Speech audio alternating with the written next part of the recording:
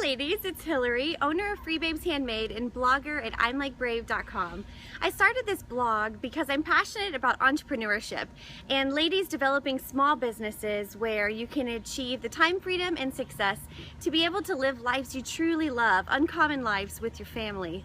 Each week we interview a creative entrepreneur so that you can get a sneak peek into their lives and learn from their successes and their failures and hear their stories, and ultimately just be encouraged and inspired by their hard work and what they have built themselves. I hope this blog can be a place for collaboration and community, and so that we can all lift up and encourage each other. So I hope that you learn at least one thing that you can incorporate into your current business and that you enjoy. Bye. Hi guys, it's Hillary with I'm Like Brave, and I'm so excited to be here today with Uyen Carlson, owner of Crew and Lou. They are a children's lifestyle clothing brand in Arizona, and she has, a 34,000 following on Instagram and always has the best hashtags on all of her photos. So thanks for being with us, Uyen, and tell us a little bit more about your background, yourself, and your business. Well, I am a mom, first and foremost. I'm a mom and I'm a wife. I have two kids, Crew, who's 3, and then Ella, who is 1. And I started this business about, I would say 3 years ago, actually trying to blog at first. And then I knew I wanted to contribute some financial aspect to my family. And so I started making leggings for him because I was really into that at the time. And then it kind of grew into this bigger business, and it's really developed in the last couple of years to where I am right now. Awesome. Who's Lou? Lou is actually my daughter's middle name. Okay. But this backstory behind Crew and Lou is it's Crew, my son, and then my husband's name is Lance, so it starts with an L, and then my name starts with a U. So we did Crew and Lou just to kind of have it a family name. Oh, and cool. then I had my daughter, I made that her middle name. That's awesome. And so tell us a little bit more about what you were doing before Crew and Lou. I know you mentioned you started a blog, but even before that. Before that, I was actually a full-time figure skating coach. And Okay. I know it sounds crazy, ice skating in Arizona, but it totally happens. There's awesome skaters that come out from here, actually. But I was doing that full-time, and I was able to be creative in that field just because, 1, it's kind of an artistic field, and then 2, I was helping making costumes for my students, and that kind of jump-started my design field. But I was always into fashion. Like, fashion is a huge part of my lifestyle. I love it. I'm all about it. I find a lot of inspiration everywhere, so it kind of started from that. Awesome. And then you said you started your blog. Was that just more for fun?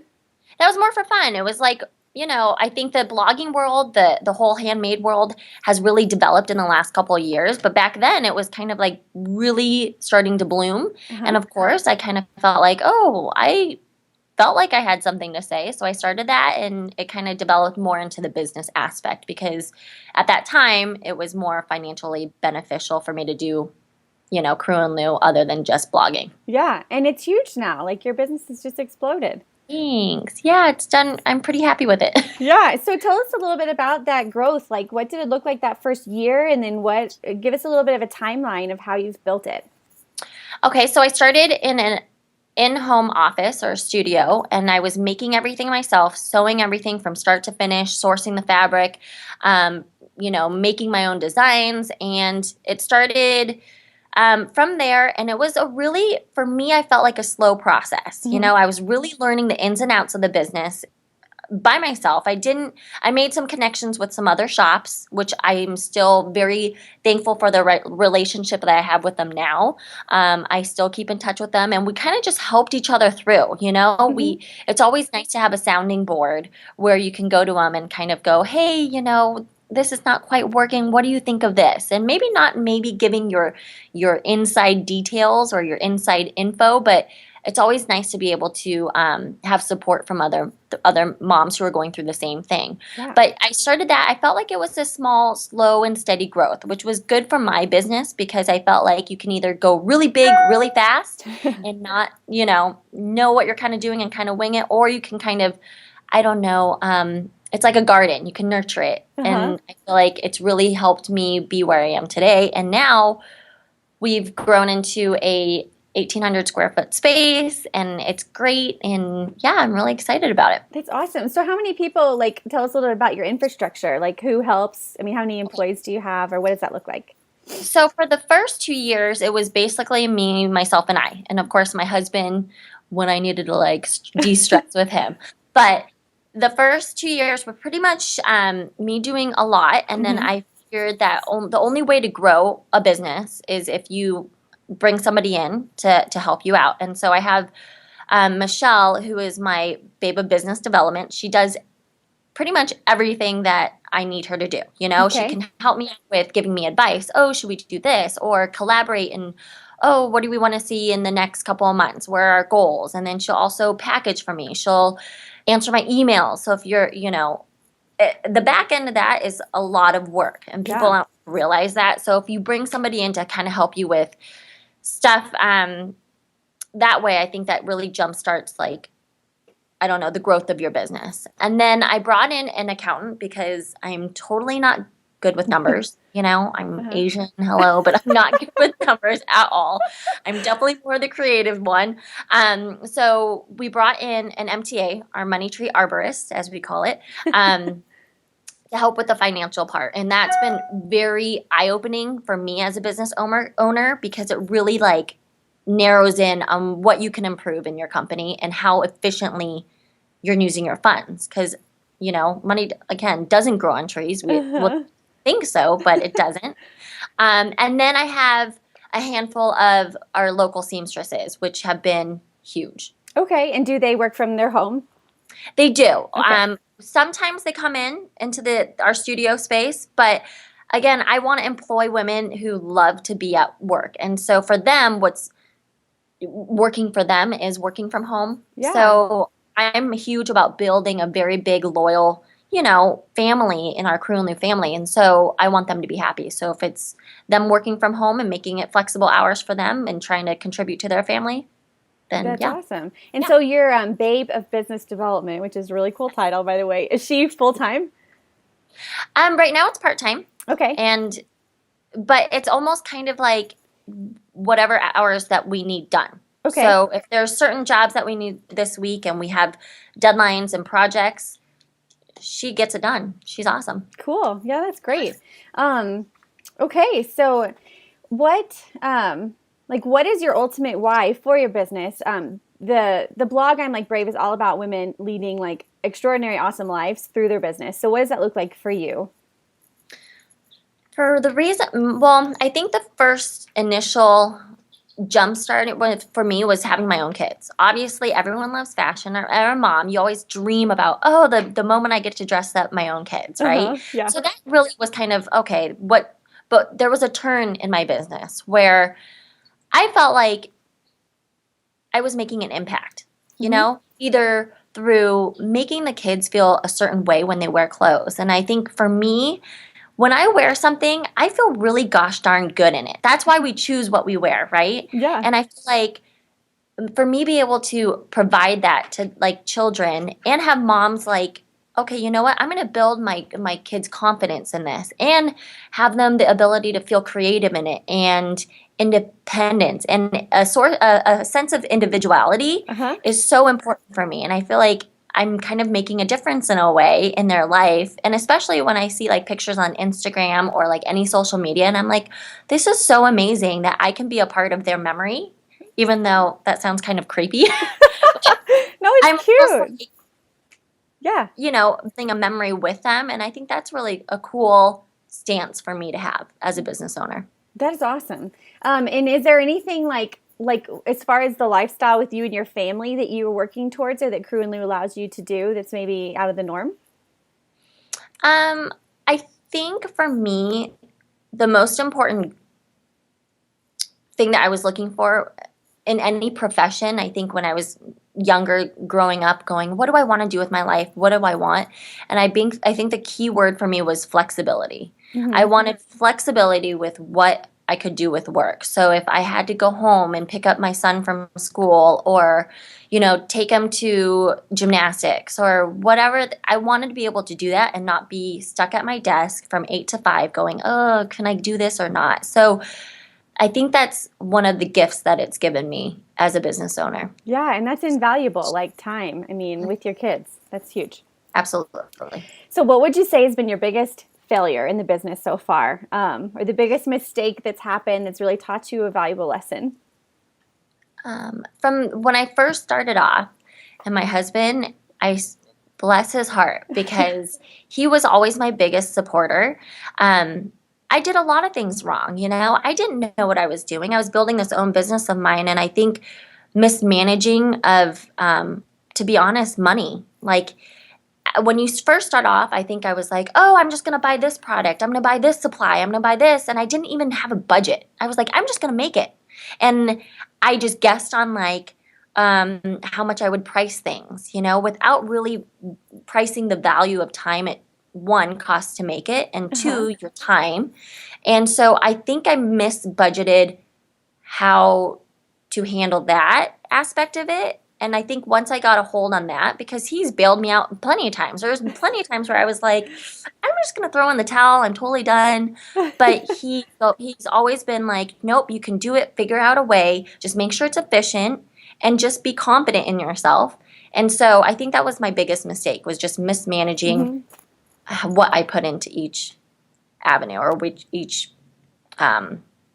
sector. Yeah, well, and it's hard too because a lot of us have started out not necessarily with huge plans for a business, but as like a part-time thing, and you learn as you go, you know? Yeah, totally. And he's a firefighter, right? He is. He's a fireman. That's so cool. Okay, so what is your biggest business strength? And how I like to phrase it is, if you were to teach a college course on entrepreneurship, what would the title of your course be? Like, what would you teach us? If I'm being candid, I'd be like, shiz that they don't teach you in college. No, but really, I would probably call it reaching above your expectations. Because I feel like for me as a business owner, to be successful, it's not necessarily how many followers you have or how many, I don't know, how much honestly really sales you have. For me, it's more of like, okay, for my personal goals, I set for this, right? And I always reach above and beyond. So I never really even reach my goals because I always I always have these really, really high expectations that maybe I couldn't even reach, you know, like, but it keeps my business driving forward. It keeps me moving forward and obtaining certain things maybe I wouldn't have had a month ago, and I'm a lot closer to now. I just feel like I see a lot of small businesses, nothing bad. I feel like there's so many strengths in people, but I see everyone going, oh, I'm not seeing this. And they get so down on themselves so quickly and like, oh, which I do too. I don't get that wrong. But then I try to think of the bigger picture. What do I want overall? Do I want this fast, quick buck? Or do I want this as a brand, as longevity? Yeah. So I would just keep your expectations above what you really want them to be. Yeah. Well, and it sounds like you are really great at setting goals regardless. So Thanks. You have something that you move towards I think that makes sense. Yeah, no, that's great. So what would you say has been the best decision you've ever made in your business? Best decision? Hiring seamstresses. Yeah. Really, I mean, I couldn't project my business more forward because I couldn't work on the back end of the business and building it. If I was sewing all night, which I was doing. I mean, I'm still sewing, to be honest with you. Sometimes I need to meet deadlines, so I'll jump in there and still do it. I mean, you have to do what you have to do. But I think that was the biggest thing, was finding out what I was missing or what I was being held back with and diving in and getting that help that I needed. Yeah, and freeing yourself up to really use your strengths in your business. Yeah, because I will tell anybody, I'm probably not the best seamstress at all, but I feel like my strengths are marketing and being more creative, a vision of like the overall what I want it to look like. Yeah, that's totally. Strength. So I think if you have a business, you should definitely look into getting help to where you need it so you can project your business more forward. Yes, because no one else can lead your business except for you. But you can find people that can sew. Yeah. So, awesome. What would you say is the most exciting thing that's ever happened to Crew and Lou?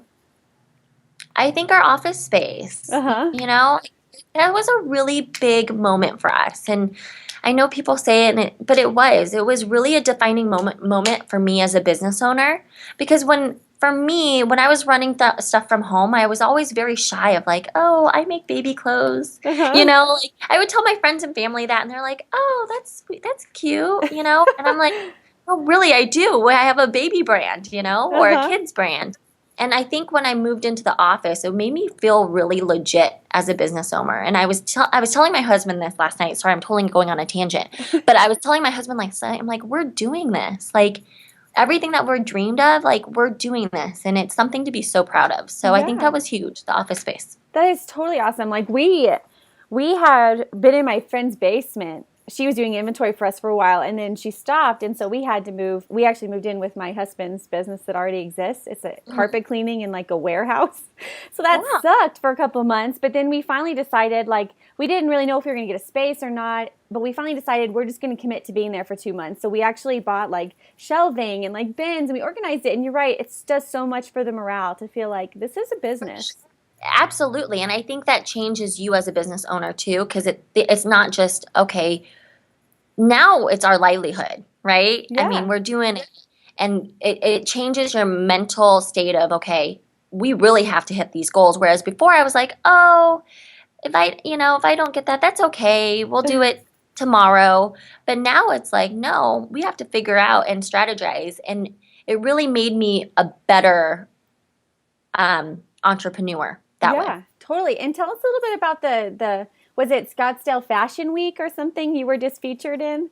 Yeah, we were so excited to be with we did a kids fashion week in Scottsdale, and Uh-huh. it was Steve Levine Entertainment. She was so great. But Jamie, our contact there, kind of came up to me with this opportunity of really wanting to support my small business. She's been following me for a while, and yeah, we had about a 20 look fashion show, and it was great. Just got my name out there for all the locals in Arizona, and Yeah. it just was really cool.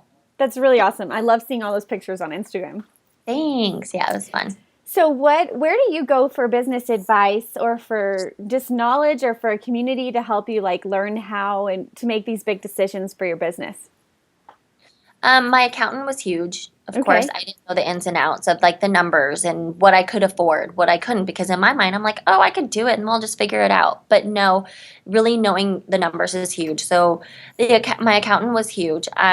Also, really other business owners, other shop owners, not necessarily the same line of work as I do, Mm-hmm. but they helped me with on the business end of just going, hey, how did you do your infrastructure? Did you hire people right away? Did you do Mm-hmm. this? And that was kind of nice to bounce around ideas. And a lot of it, I think, people are so quick to going and asking questions, but sometimes you just have to learn the ins and out of your business the hard way. You just have to dive in and just figure it out from there. And sometimes you make mistakes, but from those mistakes, you really learn your business, and that Mm-hmm. makes you your master. So no one will know your business better than you. And Yeah. I think that's important. Whereas some people think, oh, it's just, can I learn this right real quick? Can I get this? But really, if you don't know your business, you're not going to succeed, you know? Yeah. No, totally. That's great advice. So, okay, what are the most exciting things in the future for you? What does the next 2 years do you think look like for Crew and Lou? I think it was important for me to have this office space as more of a community hub. Like I Mm-hmm. want to call it a hub because I do want to interact with other creatives here locally in the valley and just make it kind of an open space where they want to come and just collaborate and maybe collaborate in just doing certain events. Like we're hosting Thrive events here, which is something I really want to do to Arizona because I know Utah and I know, California, they have really great communities Uh-huh. of handmade businesses that kind of join forces together. And I really wanted to do that in Arizona. I wanted to create not just for like other shop owners, but for other moms. They're always trying to find other stuff to do and other ways to be inspired. And if it's something that I could create here, which is our Thrive series, it's kind of like a creative series for moms or anybody that just wants to learn a new niche or Uh-huh. something just for them to be creative with. We're posting those almost every other month. So that's really exciting here. And then in the Yeah. future, 5 years, I don't know. I think just keep doing what we're doing and possibly have a different entity part of Crew and Lou. And I don't know. We'll see. Yeah. Well, where can people get more info about the Thrive series? Because that is awesome. I actually have it on my website. So right now I'm on crewandlou.bigcartel.com, Uh-huh. and it's actually offered through that as one of my uh, products that I'm offering. Okay. And it's that through that, and then also through my social media. So you can find everything through Instagram as well. Awesome. And you're on Instagram at Crew and Lou. Yep, I'm on Instagram, and my handle is at Crew and Lou. I'm on Twitter at Crew and Lou, Pinterest at Crew and Lou. Everything's pretty much tied to Crew and Lou. So Okay. we started doing Stellar. I don't know if you've done Stellar. It's I've so like much fun. dabbled in it a little bit. Yeah, it's really interesting, but I felt like it also creates more of you in a story rather than just a pretty picture. Uh-huh. So that's really fun, Stellar. And then we've dabbled in Periscope, but I'm not really good on video, so I'm working on that. I know. I keep deciding like if I want to try out Periscope or not. It's just like It's nerve-wracking. yeah, and it's live. Totally. Okay, so two more questions. First, who would you get lunch with if you could have lunch with any entrepreneur out there? Who would it be, and what would you guys talk about? Okay. I would do like everybody, but if I had to choose one, I think just for me personally, I would choose Lauren Conrad because she's like the cutest person ever. And I love her style, I love her aesthetic, and she seems to be very smart, and she's dabbling in more than just one niche. So I know she started off with her clothing line, but she's really, starting the little market, which is more ethically produced items, and I thought that was really important, and I just love her business sense. So it'd be interesting who she surrounds herself with. Yeah, no, you're not the first person to say that. Really? Yeah, she's a good one. Okay, and lastly, what advice do you have for others listening, whether they already own a business or their mom's thinking about starting a creative business? What would you tell them? My biggest thing is just do it. Do it, and then you figure out the logistics later. But I feel like sometimes when you're sitting there and you're kind of pondering of how I should do this, it kind of deters you a little bit. So sometimes I just say make the decision, commit to it, and then everything will fall into place. So just go for it. Yeah, no, that's really great. We were just talking about that with someone else. Like, you have to be confident in your decision making. Like, and don't justify it. Like, just be confident, stand behind it. It may be the right decision. It may be wrong, but you'll learn either way. Yeah, and you know what? Sometimes if you don't think it's the right decision, not what everyone else is doing, you're paving the way. So don't think that you have to do what everyone else is doing. I always call myself I'm in a bubble, and I just do what's right for me and my business. So yeah, I say just be confident and just do it. I love it. Well, thank you so much for taking the time to tell us the behind the scenes of Crew and Lou. Yeah, and just for being really authentic and showing us like what it looks like to build a business. I think it's great to help build this community to hear your story. And if you guys have any questions for Uyen, you can leave them in the blog post comments below, and we will connect you. Or you can find her on our website, crewandlou@bigcartel.com, or Instagram. Yep. Yeah. Awesome. All right. Well, thank you so much, and I hope you guys have a good day. You too. Bye.